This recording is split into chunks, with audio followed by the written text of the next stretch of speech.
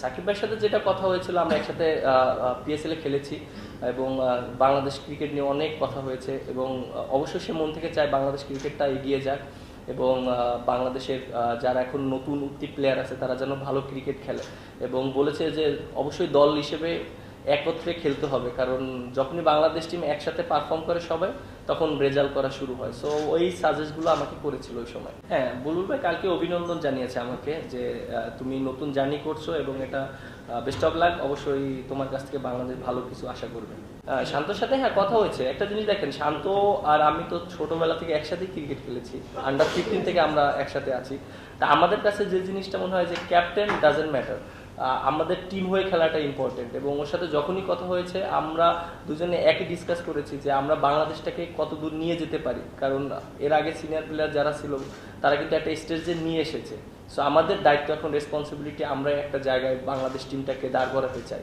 So সাময়িক সময় আমরা একটু খারাপ পারফরমেন্স করছি এবং আমাদের খারাপ যাচ্ছে, এটা আমরা সবাই জানি, আপনারাও জানেন।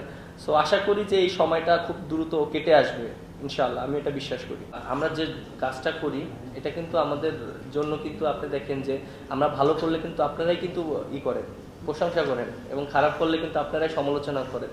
সো আমাদের কাজটা অনেক এইরকমই। সো আমরা চেষ্টা করি ভালো ক্রিকেট খেলার জন্য। সো এরকম না যে আপনারা শুধু সমালোচনাই করেন, আমরা যখন ভালো ক্রিকেট খেলি তখন তো করেন, যে আমাদের সাপোর্টও করেন। সো আমার কাছে মনে হয় যে আমরা মেন্টালি সবসময় প্রিপেয়ার থাকি, যে মনে করেন যে সিচুয়েশন থাকুক তখন হ্যান্ডেল করার জন্য, কারণ মাঠের সিচুয়েশন তো অনেক সময় অনেক টাফ থাকে। আপনি 22 গজে অত ইজি না ক্রিকেট খেলাটা, বাট ওইখানে মেন্টাল টাফনেসটা অনেক ইম্পর্টেন্ট। টিমে যদি টপ অর্ডাররা ভালো করে তাহলে তো মিডল অর্ডার লেট অর্ডারের জন্য অনেক ইজি কাজটা হয়ে যায়। সো অবশ্যই আমি যে ক্যাপ্টেন হিসাবে চাবো যে ওডিআই টিমে যারা টপ অর্ডার ব্যাটসম্যান আছে তারা যেন স্কোর করে এবং ভালো করে, এবং দিন শেষে যেন আমরা রেজাল্ট করতে পারি।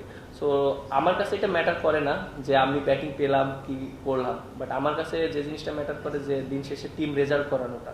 সো আমার ওইটাই থাকবে এবং আমি ওইভাবেই প্ল্যানিং করব, চেষ্টা করব যে আমার ব্যাটিং নিয়ে আমি চিন্তিত না। সত্যি কথা বলতে বেশি লং টাইম থাকলে তো ভীষণটা ভালো থাকে, যেহেতু ওডিআই সামনে ওয়ার্ল্ড কাপ, আর এটা সম্পূর্ণ একটা বোর্ডে তারা কিভাবে চিন্তা করছে, যেহেতু হয়তো টিমটা একটু মনে করেন এখন আমরা একটু স্ট্রাগল করছি ওডিআইতে, হয়তো চিন্তা করছে যে না একটা বছর আমরা একটা জায়গায় দাঁড় করাই ওডিআই টিমটাকে। সো তারপরে হয়তো আমাদের নেক্সট স্টেপ বা প্ল্যানিংটা তারা এই জিনিসটা জানাতে পারবে যে জিনিসটা কিভাবে করবে, কন্টিনিউ করবে নাকি হয়তো করবে। সো এখন ডিপেন্ড করে আমাদের, যেহেতু একটা বছরে আমাদের ওডিআই অনেকগুলো খেলা আছে।